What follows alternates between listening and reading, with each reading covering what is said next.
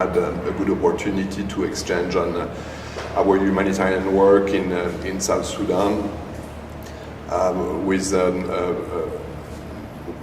important support that the Vice President can provide us, and we also addressed one specific issue.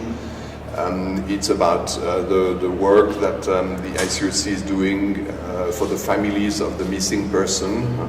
And we specifically addressed this issue with Her Excellency in the perspective of an event we will organize in September. The issues that were discussed were really centering on how best the government can support the ICRC in delivering the humanitarian assistance to the people affected by conflict, by flood, and other disasters in South Sudan.